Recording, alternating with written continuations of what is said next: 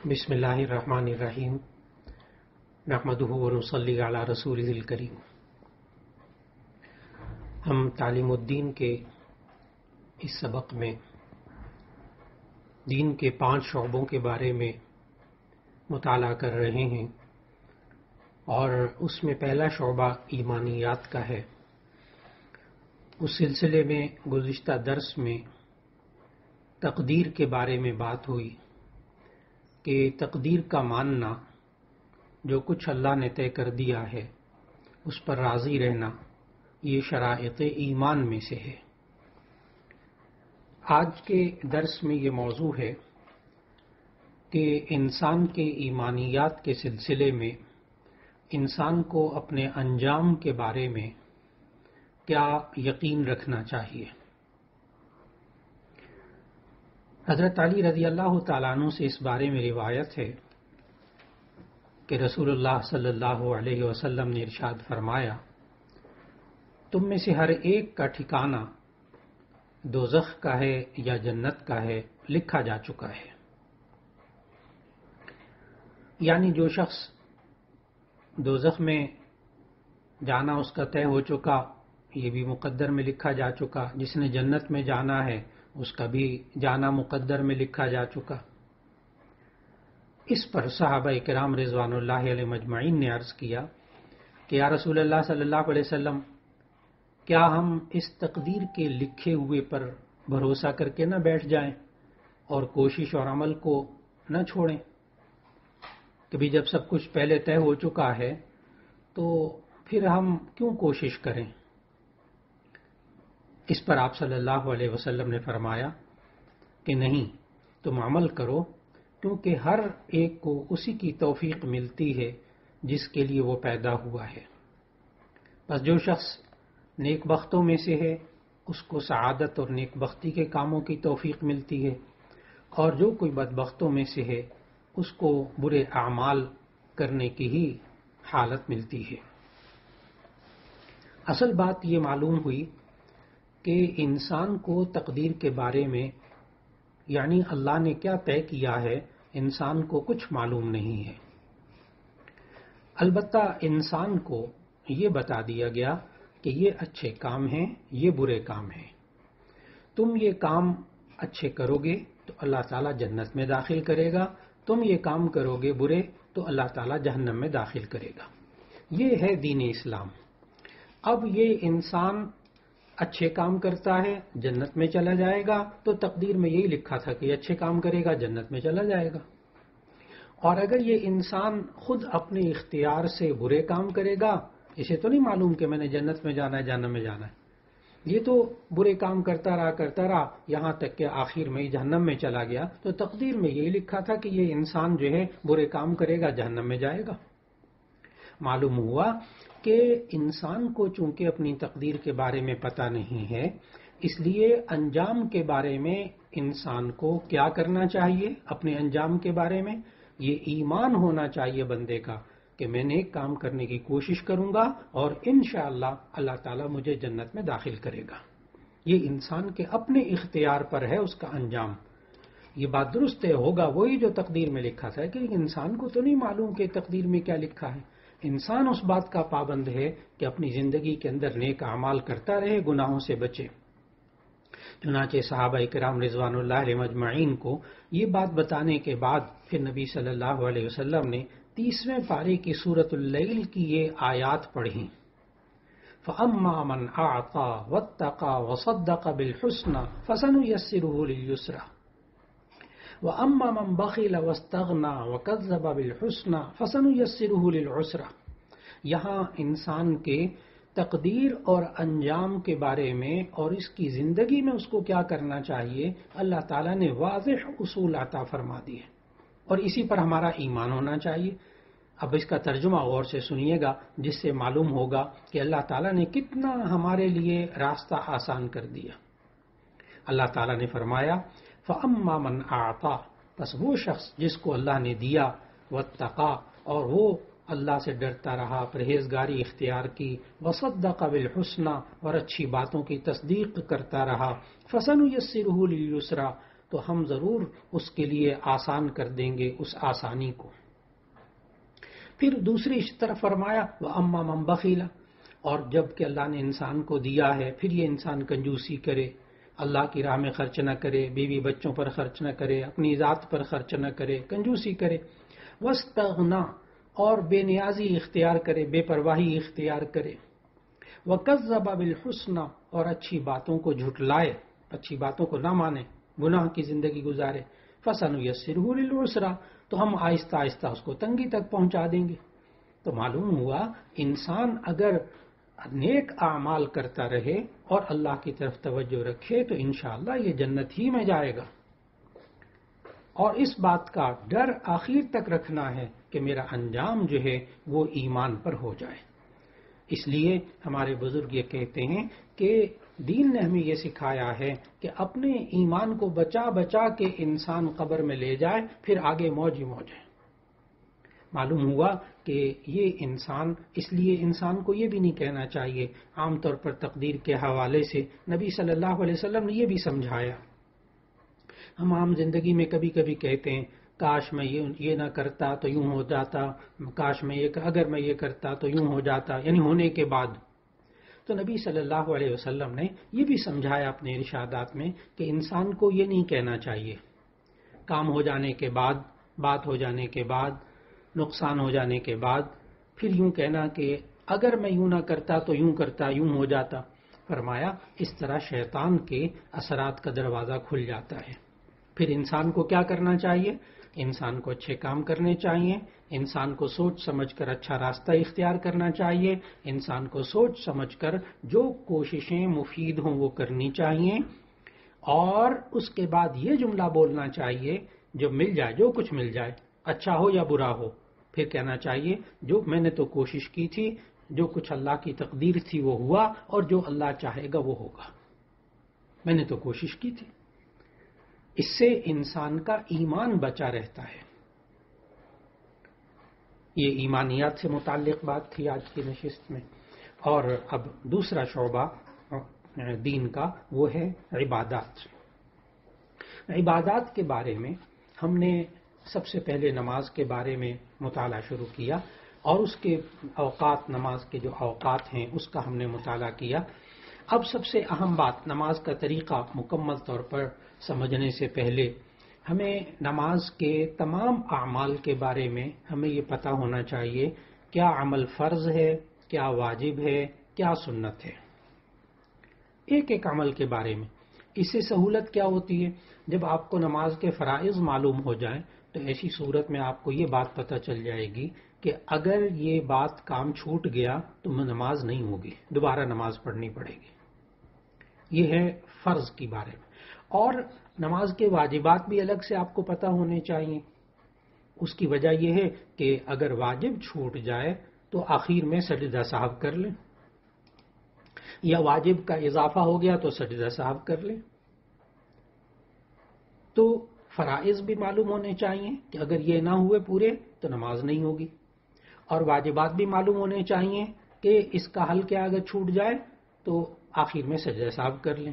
اور پھر نماز کی سنتیں معلوم ہونی چاہیے، جس سے معلوم ہو جائے کہ اگر یہ چیز چھوٹ گئی تو یہ سنت ہے، اس لیے نماز ہو گئی، نماز دوبارہ لوٹانے کی ضرورت نہیں ہے۔ تو نماز کا مکمل طریقہ سیکھنے سے پہلے، پڑھنے سے پہلے ہم یہ بات ضرور جانیں گے کہ نماز کے لیے کون سی باتیں بہت زیادہ لازم ہیں۔ اب اس میں سے کچھ بہت جو لازم باتیں ہیں وہ ان میں سے 7 باتیں ایسی ہیں جو نماز سے پہلے آپ کو اختیار کرنا ضروری ہے، اور وہ کہلاتی ہیں شرائط نماز۔ اصل میں جو شرط ہوتے ہیں وہ بھی لازم بہت ضروری ہوتی، لیکن شرط جو ہے وہ اس عمل سے باہر ہوتی ہے، اور جو فرض ہوتا ہے، رکن، ارکان، وہ اس عمل کے اندر شامل ہوتے ہیں۔ یہ شرط اور فرض میں فرق ہوتا ہے، ورنہ دونوں ہوتے بہت ضروری ہیں۔ چنانچہ نماز کی جو شرائط ہیں وہ کل 7 ہیں۔ نمبر 1، بدن کا پاک ہونا۔ اس کا ہم نے پورا طریقہ پڑھا، طہارت کا، وضو بھی اور غسل بھی اور نجاست سے پاک ہونا۔ تو نمبر 1 بدن کا پاک ہونا، یہ شرط ہے نماز کے لیے۔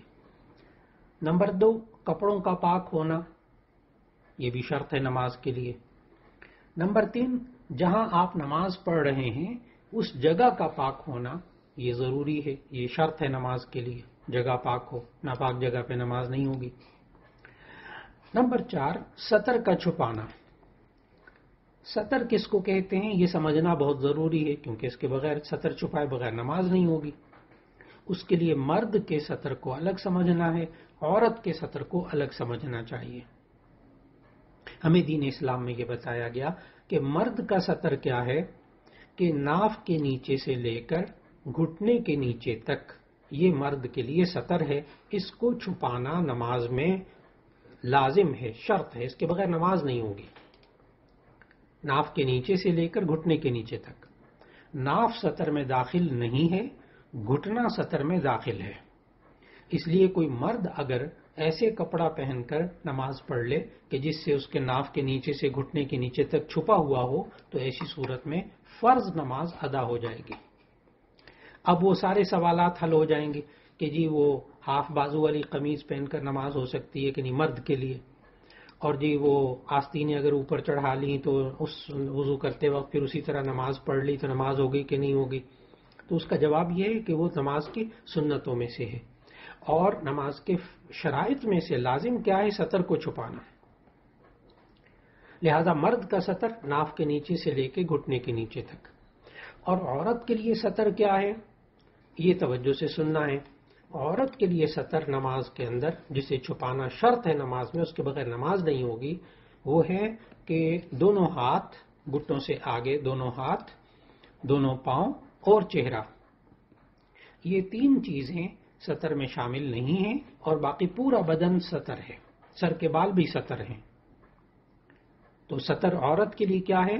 چہرہ، یعنی پیشانی کے بالوں سے لے کے ٹھوڑی تک، ایک کان کی لو سے دوسرے کان کی لو تک، یہ کہلاتا ہے چہرہ، یہ سطر میں شامل نہیں ہے نماز پڑھتے ہوئے۔ اور دونوں ہاتھ اور دونوں پاؤں، بس اس کے علاوہ پورا بدن ڈھانپ کر نماز پڑھنا، یہ شرط ہے عورت کے لیے۔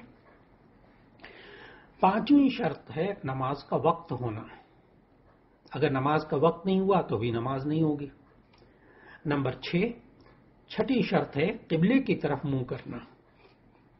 اور نمبر 7 نیت یعنی نماز کا ارادہ کرنا۔ یہ نماز سے پہلے آپ کی 7 شرطیں پوری ہونی چاہیے۔ اور نماز کے جو ارکان ہیں، نماز کے فرائض ہیں، وہ کل 6 ہیں۔ نمبر 1 تکبیر تحریمہ کہنا، اللہ اکبر کہنا۔ نمبر 2 کھڑے ہو کر نماز پڑھنا، قیام۔ نمبر 3 قراءت یعنی قرآن مجید پڑھنا۔ نمبر 4 رکوع کرنا۔ نمبر 5 دونوں سجدے کرنا۔ نمبر 6 قاعدہ اخیرہ یعنی نماز کے آخر میں اتحیات کی مقدار بیٹھنا، یہ نماز کے فرائض ہیں۔ تو نماز کے فرائض جو ہیں وہ کل 6 ہو گئے، تکبیر تحریمہ، قیام، قراءت، رکوع، 2 سجدے، اور قاعدہ اخیرہ میں اتحیات کی مقدار بیٹھنا۔ تو آج کے درس میں ہم نے نماز کی 7 شرطوں اور 6 فرضوں کے بارے میں ہم نے جانا۔ یہ عبادات سے متعلق تھا، اور اب معاملات سے متعلق تیسرا شعبہ جو دین اسلام کا ہے، وہ ہے کہ انسان اپنے معاملات کو درست کر لے۔ اس میں اہم ترین چیز کہ انسان اپنی اولاد سے، اپنے ماں باپ سے معاملات کو درست رکھے۔ ہم گزشتہ درس میں جو والدین کے فرائض ہیں، یعنی ماں باپ کو اپنے بچوں کے ساتھ معاملات کیسے درست رکھنے چاہیے، ان کے ذمہ کیا فرائض ہیں، اس میں سے ایک فرض ہم نے مطالعہ کیا، اچھا نام رکھنا۔ دوسرا یہ کہ ماں باپ کے ذمہ ہے کہ یہ عقیقہ کرے اپنے بچے کا 7ویں دن، اس کے بارے میں گزشتہ درس میں بات ہوئی۔ اب تیسرا جو فرض ہے ماں باپ کا، وہ ہے اپنے بچوں کی زندگی کا تحفظ، ان کی حفاظت کرنا۔ اللہ تعالیٰ نے سورہ بنی اسرائیل کی آیت نمبر 31 میں فرمایا، وَلَا تَقْتُلُوا أَوْلَادَكُمْ خَشْيَةَ إِمْلَاقٍ نحن نرزقهم وإياكم ان قتلهم كان خطئا كبيرا، اور اپنی اولاد کو فقر و فاقہ کے خوف سے نہ مار ڈالو، اور ان کو بھی، وہ اللہ تمہیں بھی روزی دیتا ہے، ان کو بھی روزی دے گا، اور یہ ان کا قتل کرنا یہ بڑا گناہ ہے۔ معلوم ہوا کہ اپنی اولاد کی زندگی کا تحفظ یہ ماں باپ کے لیے فرض ہے، یہ ماں باپ کے ذمے ہے۔ اور چوتھی چیز، ماں باپ کا فرض ہے اولاد کی پرورش۔ اولاد کی پرورش یہ ماں باپ کا فرض ہے۔ پرورش میں ماں کا بچوں کو دودھ پلانا یہ بھی شامل ہے۔ چنانچہ سورہ بقرہ میں آیت نمبر 233 میں اللہ تعالیٰ نے فرمایا والوالدات یرضعن اولادہن حولین کاملین، کہ والدین میں سے ماں پر فرض ہے، لازم ہے کہ وہ اپنی اولاد کو دودھ پلائے۔ اور پھر قرآن مجید میں اللہ تعالیٰ نے دودھ پلانے کی مدت 2 سال بیان کی ہے۔ والوالدات یرضعن اولادہن حولین کاملین، 2 سال۔ اگرچہ ایک اور آیت موجود ہے جس میں 2.5 سال کا ذکر بھی ملتا ہے، لیکن بعض علماء چونکہ کہتے ہیں کہ اس میں 2 سال دودھ پلانے کے ہیں اور 6 ماہ اس میں حمل کے شامل ہیں، اس لیے اصل مدت قرآن مجید سے 2 سال معلوم ہو رہی ہے، اور 2.5 سال کی مدت بھی ہو سکتی ہے، لیکن آپ 2 سال کی مدت مراد لے لیجئے تاکہ کوئی اختلاف سامنے نہ رہے۔ اور پھر اس طرح ماں باپ کے ذمے پرورش، جس طرح ماں کے ذمے ہے کہ وہ بچے کو بچپن میں دودھ پلائے، اسی طرح ماں باپ کے ذمے ہے جب اولاد بڑی ہونے لگتی ہے تو یہ اپنے بچوں کی خوراک کا اور حلال خوراک کا انتظام کریں، یہ ماں باپ کے ذمے فرض اور لازم ہے۔ اسی طرح نبی صلی اللہ علیہ وسلم نے خاص طور پر لڑکی کی پرورش کا ذمہ انسان کے ذمے رکھا۔ اور زمانہ جاہلیت میں ایسا ہوتا تھا کہ جب بچی پیدا ہوتی تھی تو اس کو زندہ درگور کر دیا جاتا تھا، لڑکیوں کی پیدائش کو برا سمجھا جاتا تھا۔ اللہ تعالیٰ نے سورہ نحل میں ذکر کیا کہ ان کی کیفیت کیا ہوتی تھی۔ یہ بات ہم سب کے لیے، ہمارے معاشرے میں یہ بات سمجھنے کی بڑی ضرورت ہے، اس لیے کہ آج پھر ہمارے معاشرے میں لوگ بچیوں کی پیدائش کو برا سمجھنے لگ گئے ہیں۔ چنانچہ ان کی پیدائش پہ عقیقہ بھی نہیں کرتے، بیٹیوں کے پیدا ہونے پہ بعض لوگ عقیقہ بھی نہیں کرتے، مٹھائی بھی نہیں بانٹتے، بلکہ مٹھائی بانٹے تو بعض لوگ مٹھائی نہیں کھاتے، کہتے ہیں آپ بیٹی کے پیدا ہونے پہ خوشی منا رہے ہیں، مٹھائی کھا رہے ہیں، یہ بھی کوئی خوشی کی بات ہے؟ یعنی ہمارے معاشرے میں بھی بعض لوگوں کی، سب کی نہیں ہے، بعض لوگوں کی سوچ ہے، اور یہ سوچ اللہ تعالیٰ نے سورہ نحل میں بتائی کہ یہ غیر مسلموں کی سوچ تھی۔ اور وہ سوچ یہ تھی، دیکھیے گا ہمارے بھی معاشرے میں جو نوجوان بچے ہوتے ہیں، جب ان کی شادیاں ہو جاتی ہیں اور پہلی بیٹی ہوتی ہے، دوسری بیٹی ہوتی ہے، تو ان کا بھی مزاج کہیں ایسا تو نہیں ہوتا جیسے اس آیت میں بیان کیا گیا کہ وَإِذَا بُشِّرَ أَحَدُهُم بِالْأُنثىٰ ظَلَّ وَجْهُهُ مُسْوَدًّا وَهُوَ كَظِيمٌ يَتَوَارَىٰ مِنَ الْقَوْمِ مِنْ سُوءِ مَا بُشِّرَ بِهِ أَيُمْسِكُهُ عَلَىٰ هُونٍ أَمْ يَدُسُّهُ فِي التُّرَابِ، کہ وَإِذَا بُشِّرَ أَحَدُهُم بِالْأُنثىٰ، جب ان کو بیٹی ہونے کی خوشخبری دی جاتی ہے، ظَلَّ وَجْهُهُ مُسْوَدًّا، تو ان کا چہرہ غصے سے سیاہ ہو جاتا ہے، وَهُوَ كَظِيمٌ، اور وہ بڑے غصے میں ہوتے ہیں، کیوں بیٹی ہوئی ہمارے ہاں؟ يَتَوَارَىٰ مِنَ الْقَوْمِ مِنْ سُوءِ مَا بُشِّرَ بِهِ، یہ جو اس کو خوشخبری دی گئی ہے بیٹی کے پیدا ہونے کی، اس کی وجہ سے لوگوں سے چھپتا پھرتا ہے۔ وہ سوچتا یہ يَتَوَارَىٰ مِنَ الْقَوْمِ مِنْ سُوءِ مَا بُشِّرَ بِهِ، اور پھر یہ سوچتا ہے أَيُمْسِكُهُ عَلَىٰ هُونٍ أَمْ يَدُسُّهُ فِي التُّرَابِ، یا اس ذلت پر، اس بری خبر پر کہ بیٹی ہو گئی ہے، اپنے آپ کو روک کر بیٹھ جاتا ہے گھر میں، اور أَمْ يَدُسُّهُ فِي التُّرَابِ، اور یا پھر اس کو مٹی کے اندر دبا دیتا ہے، جیسے کہ اہل مکہ کی عادت تھی اس وقت کہ اہل عرب جو ہے وہ بیٹی ہوتی تھی تو بس اوقات وہ زندہ دفن کر دیتے تھے، گاڑ دیتے تھے، وہ عار سمجھتے تھے بیٹی کے پیدا ہونے کو۔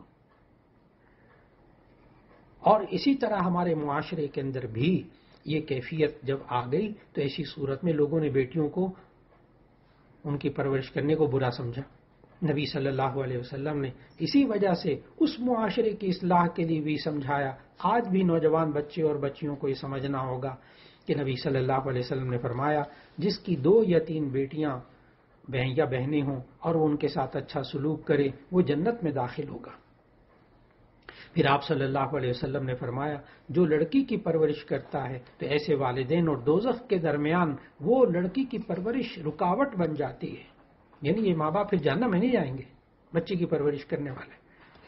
ایک حدیث میں نبی صلی اللہ علیہ وسلم نے فرمایا کہ جو شخص 2 لڑکیوں کو 2 بیٹیوں کو پال کر جوان کر دے تو نبی صلی اللہ علیہ وسلم نے 2 انگلیوں کو اٹھا کر ساتھ ملا کر بتایا کہ قیامت کے دن میں اور وہ شخص اس طرح ہوں گے جیسے 2 انگلیاں ساتھ ساتھ ہیں۔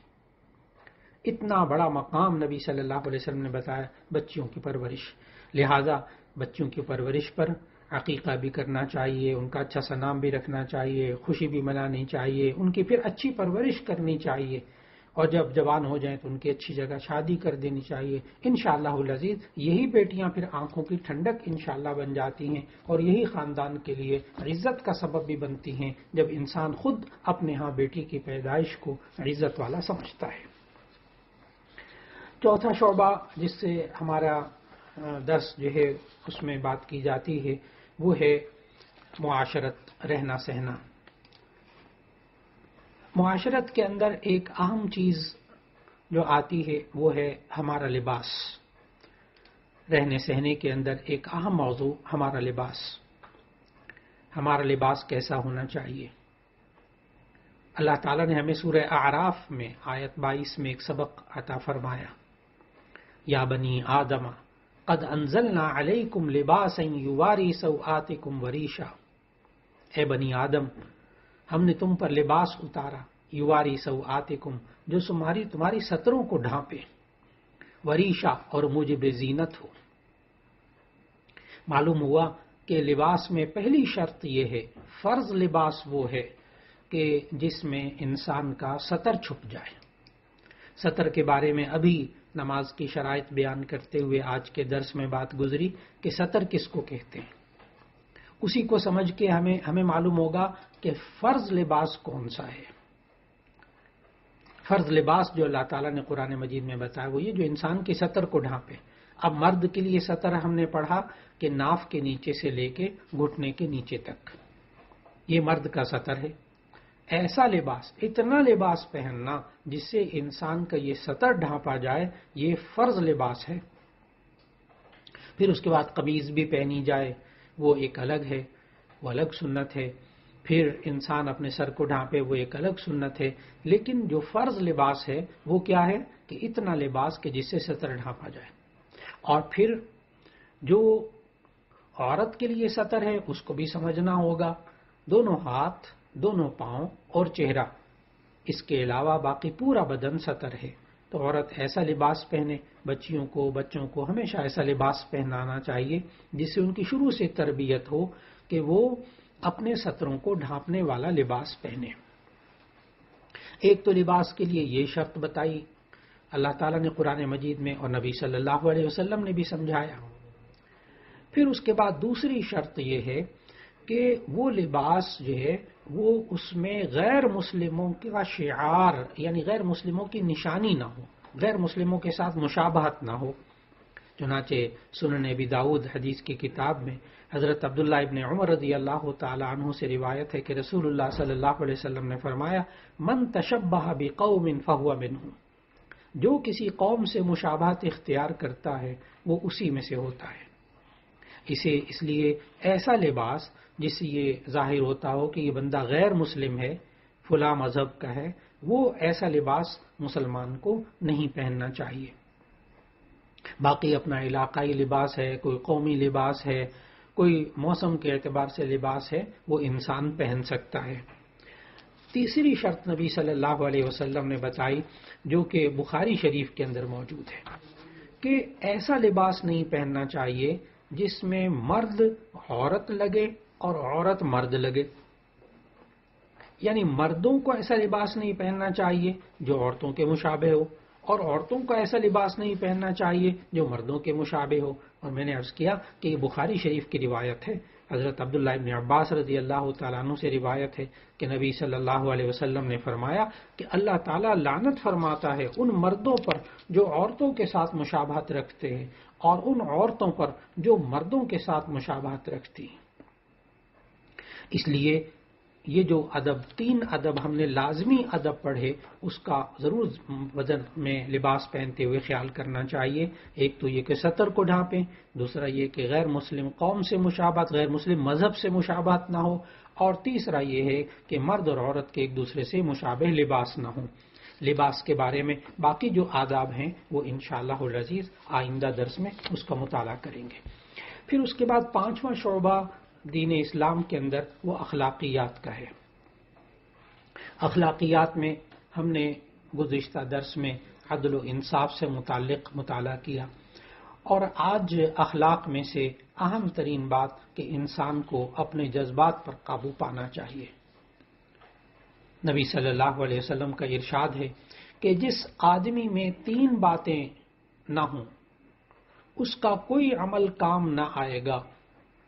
جس شخص میں 3 باتیں نہ ہوں اس کا کوئی عمل اس کے کام نہیں آئے گا۔ نمبر 1، وہ اپنے نفسانی جذبات کی لگام ڈھیلی نہ ہونے دے۔ اگر انسان کے اپنے جذبات کی، نفسانی جذبات کی لگام ڈھیلی کر دے، جدھر حرام ہے ادھر چلتا رہے یہ نفس، تو ایسی صورت میں پھر اس کا کوئی عمل کام نہیں آئے گا۔ دوسرا یہ فرمایا کہ اگر کوئی نادان آدمی اس پر حملہ کرے تو وہ تحمل سے خاموش ہو جائے۔ اور تیسرا یہ کہ لوگوں کے درمیان حسن اخلاق سے زندگی بسر کرے، تحمل سے برداشت کرے۔ یعنی معنی کیا کہ یہ انسان اگر اس کو کوئی تکلیف پہنچاتا ہے، کوئی انسان دکھ پہنچاتا ہے، کسی نے کوئی بات ایسی کر دی جس سے کہ اس کو تکلیف ہوئی ہے، یا کسی نے اس کے ساتھ مالی طور پر کوئی دھوکہ دے دیا ہے، اگرچہ یہ انسان بدلہ لے سکتا ہے، بات کو واضح کر سکتا ہے، لیکن اس کے باوجود اگر وہ برداشت کر لے اور خاموش ہو جائے تو ایسی صورت میں انشاءاللہ العزیز یہ اللہ تعالیٰ کا مقرب بندہ بن جائے گا۔ خاندان میں کوئی بات کر دے، کوئی اس کو تکلیف پہنچانے کا عمل کر دے اور یہ اس پر خاموش ہو جائے، اس کے لیے معافی کے درگزر کا پہلو اختیار کر لے۔ اور تیسرا یہ کہ لوگوں کے درمیان اچھے اخلاق سے پیش آئے۔ یہ 3 باتیں نبی صلی اللہ علیہ وسلم نے فرمائی۔ ایک انسان اپنے جذبات پر قابو پائے، دوسرا یہ کہ یہ انسان اگر کوئی کسی کی طرف سے تکلیف پہنچے تب بھی اپنے جذبات پر قابو پائے، تحمل برداشت سے کام لے، اور تیسرا یہ ہے کہ لوگوں کے درمیان جب زندگی گزارے، 100 معاملات ہوتے ہیں لوگوں کے درمیان وقت گزارتے ہوئے، بہنوں کے آپس کے معاملات، بہن بھائیوں کے آپس کے معاملات، ماں باپ کے آپس کے معاملات، ساس سسر کے ساتھ معاملات، جہاں شادی ہو جاتی ہے پھر وہ آگے رشتوں کے ساتھ اور دوسرے رشتہ داروں کے ساتھ، اور اپنے دفاتر کے اندر، اپنے روزگار کے اندر، اپنی فیکٹریوں کے اندر مختلف لوگوں کے ساتھ زندگی گزارتے ہوئے یہ انسان اچھے اخلاق کے ساتھ زندگی گزارے اور اپنے جذبات پر قابو رکھے تو اللہ تعالیٰ کے نزدیک یہ انسان پسندیدہ بندہ بن جاتا ہے۔ تو آج کے اخلاقیات کے سبق میں، اخلاقیات سے مراد ہماری وہ پختہ عادتیں، وہ ہمارے اخلاق بن جاتے ہیں۔ اس میں سے آج ہم نے یہ پڑھا کہ ایک انسان کو اپنی عادت بنا لینی چاہیے کہ ایک دم جذبات میں آ کر بھڑکنا نہیں چاہیے، ایک دم جذبات میں آ کر دوسرے کو نقصان نہیں پہنچانا چاہیے، ایک دم جذبات میں آ کر بدزبانی نہیں کرنی چاہیے، اور جذبات پر قابو پانا چاہیے۔ اس سے اللہ تعالیٰ بھی راضی ہوتا ہے اور اس انسان کو سکون والی زندگی بھی نصیب ہوتی ہے۔ وآخر دعوانا ان الحمد للہ رب العالمین۔